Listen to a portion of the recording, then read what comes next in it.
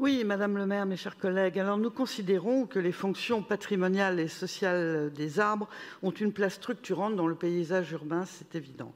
Leurs fonctions sanitaires, notamment, par le rôle qu'ils jouent dans l'amélioration de la qualité de l'air, la gestion des eaux de pluie, la préservation de la santé des habitants, sont fondamentales dans une ville dense comme Paris. Cependant, les arbres posent trois types de questions qui font l'objet de nos vœux, de nos amendements. En premier lieu, c'est leurs pieds. Ce sont, pourrait-on dire, des sortes de mini-ZAD. Ils deviennent un véritable problème dans la vision que l'on a de l'espace public parisien. Aucune harmonisation, chaque pied d'arbre est différent, les uns sont soumis à des permis de végétaliser, ce qui est bien dans certains cas, mais souvent ces permis sont abandonnés, et c'est pour ça que nous demandons que les mairies d'arrondissement puissent donner leur avis et demander leur annulation. Les arbres non concernés par ces permis de végétaliser doivent bénéficier de grilles ou bien d'un revêtement adéquat. Par exemple, ne pas être laissés à l'abandon et devenir des poubelles, comme le disait ma collègue, ou des crottoirs. Il est donc impératif qu'il y ait entente entre les directions concernées, la DEV, la voirie et la DPE, afin de mettre en œuvre la propreté de ces pieds d'arbres.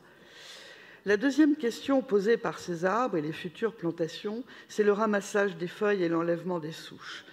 Mon arrondissement, qui possède un très grand nombre d'arbres d'alignement, le ramassage de ces feuilles est une question importante qu'il faudra prendre en compte, cet aspect important des plantations. De même, les souches des arbres abattus sont, avouons-le, des verrues que vous laissez dans notre espace public. C'est un énième exemple du saccage de Paris dont vous êtes coupable. Il est anormal que d'un côté, vous vous prétendiez amis des arbres et que d'un autre, vous négligiez cette question en ne cherchant pas à les retirer après la coupe. Enfin, l'information, et c'est également l'amendement numéro 10, est primordiale.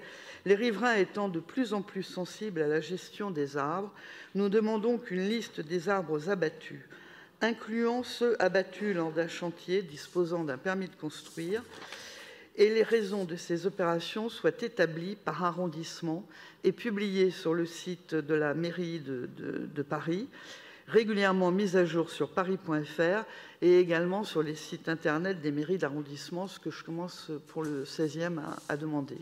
Je vous remercie.